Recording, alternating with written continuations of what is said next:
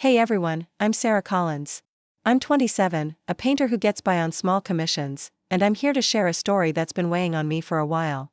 It's about my mom, Clara, who passed away a few months ago, and the tangled mess of love, loss, and betrayal that came with her final days.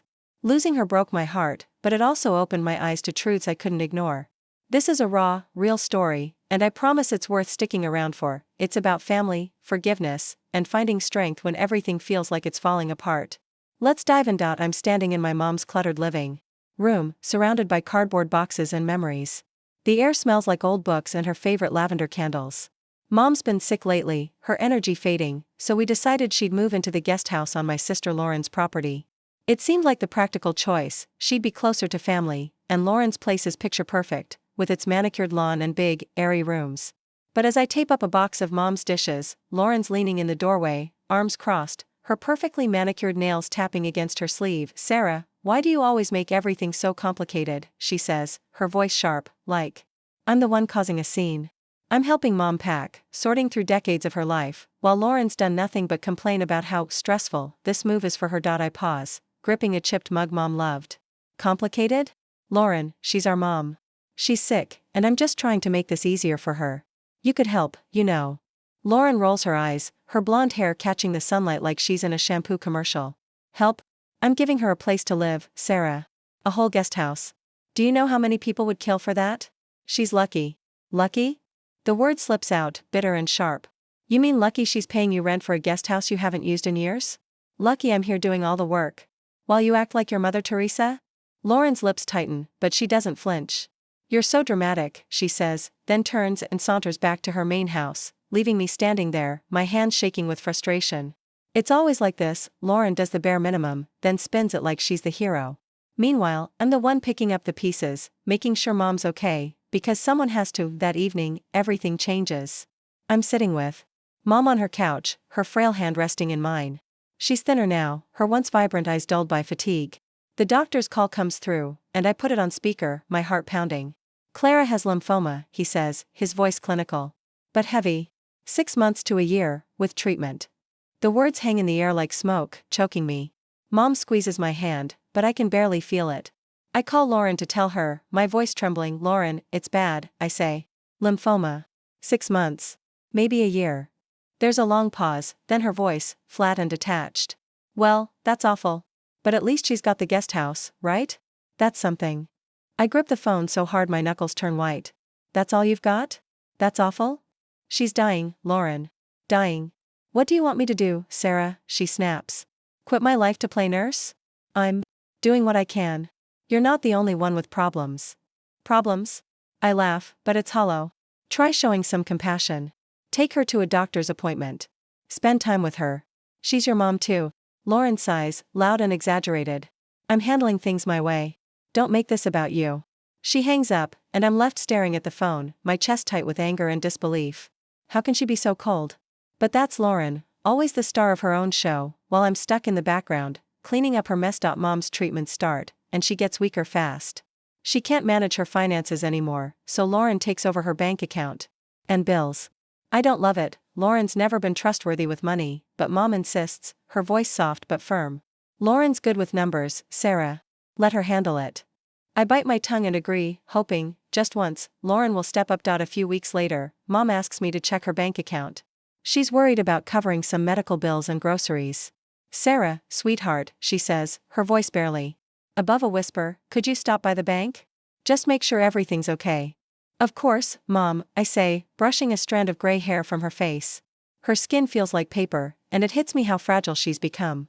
I head to the bank that afternoon, expecting a quick errand.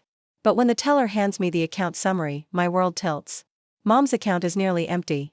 Her savings, money she scraped together after selling her car, gone. And then I see it, a massive withdrawal, dated a few weeks ago, with Lauren's name attached. I stare at the paper, my hands trembling. This can't be right. Lauren wouldn't, would she?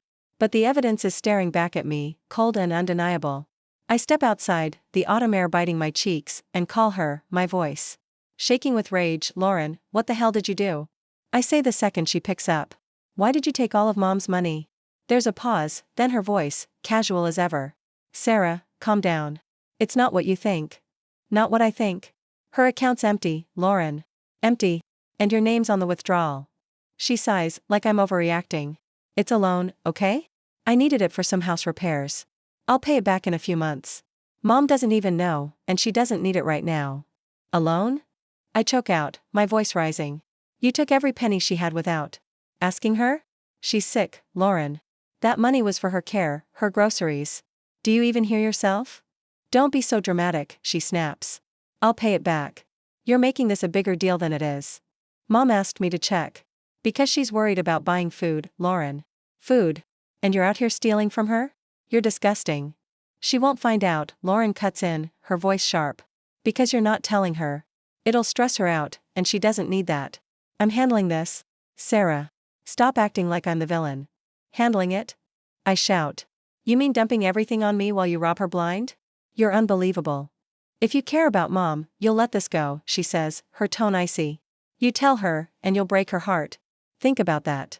She hangs up, and I'm left on the sidewalk, cars blurring past, my head spinning. Tell Mom, and crush her. Stay silent, and let Lauren get away with it. I'm trapped, and the weight of it feels like it's suffocating me. I call my best friend, Mia, spilling everything, the withdrawal, Lauren's excuses, the way she's twisting this to make me the bad guy. Mia's voice is steady but furious. She took everything, Sarah? And expects you to cover for her? You can't let this slide. What if she doesn't pay it back? Your mom needs that money. I know, I say, pacing my tiny apartment, paint cans cluttering the corners. But if I tell Mom, it'll destroy her. Lauren's counting on that. Of course she is, Mia says. She knows you're too good to blow this up. But, Sarah, someone's gotta hold her accountable. I sink onto the couch, my head in my hands. Lauren never listens. And her husband, Ethan? He's just as bad, always backing her up like she's some saint. You're not alone, Mia says gently. I'll help however I can. But you've gotta stand your ground. Her words spark something in me, but I'm still stuck. The next few days are torture. Every time I'm with Mom, helping her with meals or driving her to chemo, I see her smile, oblivious to Lauren's betrayal. It kills me to keep this secret, but the thought of breaking her heart is worse. Lauren doesn't make it easier. She shows up at Mom's guest house one day with Ethan, carrying a cheap bouquet of flowers like it's some grand gesture. Thought these would brighten the place, Lauren says, handing them to Mom. Mom's face lights up. Oh, Lauren, you're so thoughtful. I bite my tongue so hard it hurts. Thoughtful? She stole your life savings, Mom. Ethan catches my glare and smirks. Sarah, you could learn from Lauren. She's always thinking of others. That's it. I slam the stack of medical bills I'm organizing onto the table and stand. Thinking of others? Are you serious? My voice shakes, and Mom looks startled.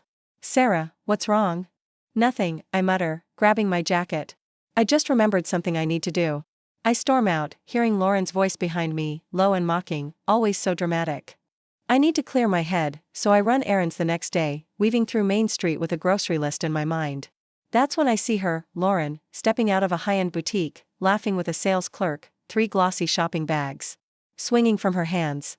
Ethan holds the door, looking pleased with himself. My stomach churns. She's spending Mom's money on designer clothes while Mom's budgeting for groceries. I march up to her, my voice cutting through the crisp air. Lauren. She flinches, her smile fading. Oh, Sarah. What a surprise. Shopping too? Shopping? I hiss, glaring at the bags. What are you doing? Spending more of Mom's money?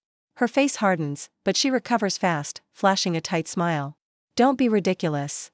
This is my money. Ethan and I work hard, not that you'd get it. Ethan snorts. Careful, Sarah. Jealousy's not a good look. Jealous? I laugh, bitter and loud. I'm not jealous, Lauren. I'm disgusted. You drained Mom's account, and now you're buying handbags? How do you live with yourself? Lauren steps closer, her voice low and venomous. I told you, it's a loan. If you care about Mom, you'll drop this. You want her to know? To worry when she's already sick? You'll break her heart, Sarah. Think about that. I'm shaking, my fists clenched, but she's right about one thing, telling Mom would crush her. I turn and walk away, my heart pounding, feeling like I'm drowning in this mess. Mom's always been too forgiving, especially with Lauren. Growing up, Lauren pushed every boundary, sneaking money from Mom's purse for concert tickets, wrecking her car and blaming a bad road. Mom would sigh, say, she means well, and let it go. Even as adults, nothing changed. Lauren's always had an excuse, a sob story to dodge accountability. Mom's heart was too big, always seeing the best in her, even when Lauren didn't deserve it. Lauren and Ethan are obsessed with status. To them, worth is measured in dollars. I remember Mom inviting our neighbor, Mrs. Ellis, a sweet widow, for coffee. Lauren and Ethan showed up, barely acknowledging her. Later, Lauren scoffed, "Why does Mom bother with people like that? What do they offer?" It made my skin crawl. Their perfect life, fancy cars, designer clothes, is a house of cards. Lauren once admitted, after too much wine, that they're drowning in debt, but she brushed it off. Ethan's investments will pay off. Spoiler, they never do.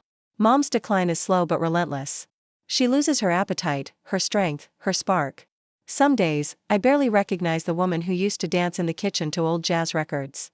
I'm burning out, juggling her care, my painting gigs, and Lauren's nonsense. Mia notices and pushes me to take a break. "Sarah, you're killing yourself. Go to that pottery class you love. Just an hour." I hesitate, but Mom's having a good day, and Lauren's supposed to be around. I go, leaving my phone on silent, savoring the feel of clay under my fingers. For the first time in months, I breathe. But when I check my phone after, there are 6 missed calls from Lauren. Her voicemail stops my heart. "Sarah, it's Mom. She's gone. I don't know where you were, but you should have been here. I don't remember driving home." My legs are numb as I stumble into the guest house. Lauren's on the couch, her face blotchy. "She just stopped breathing," she says. "I was here, but there was nothing I could do." "You should have been here," she adds, her voice cold. "I don't know why you thought pottery was more important than Mom." Her words gut me. I wasn't there. 2 hours, and I missed saying goodbye. The guilt is a tidal wave, drowning out everything else. I sink to the floor, sobbing, while Lauren sits there, judging me like she's innocent. The funeral is a blur of gray skies and hushed voices. Mom loved her church, with its stained glass windows and creaky pews, so that's where we hold the service. I clutch a photo of her, my lifeline. Lauren and Ethan arrive late, sweeping in like they're on a red carpet. Lauren's in a sleek black dress, pearls gleaming, and Ethan's suit screams money. They sit next to me, and I feel the congregation's eyes on us. Whispers float through the air. "Sarah wasn't there when Clara passed. Off at some art class," Margaret said. Lauren spread the story, painting me as the selfish one. I grip my tissue tighter, trying to block it out. The priest's voice is warm as he speaks of Mom's kindness, her faith, her love for us. Then he pauses, holding up an envelope. "Clara left a letter, her final wish. She asked me to read it today." My breath catches. Lauren shifts, uneasy. Ethan frowns. The church is silent as the priest unfolds the paper and reads, "To everyone here, thank you for celebrating my life. I lived with love and faith, but there's something I must say. Forgiveness is my belief, but truth matters. In my final months, I faced a betrayal that nearly broke me. Lauren, I trusted you with my care, my home, my money. But you took advantage, taking my savings for yourself." Gasps ripple through the room. Lauren's face drains of color, her hands gripping the pew. Ethan's jaw tightens, but he stays silent. The priest continues, "Sarah, you gave everything to care for me, protecting me from this truth to spare my heart. God bless you, my sweet girl. Lauren, you drained my account, leaving me with nothing. I knew, but I stayed silent to avoid more pain.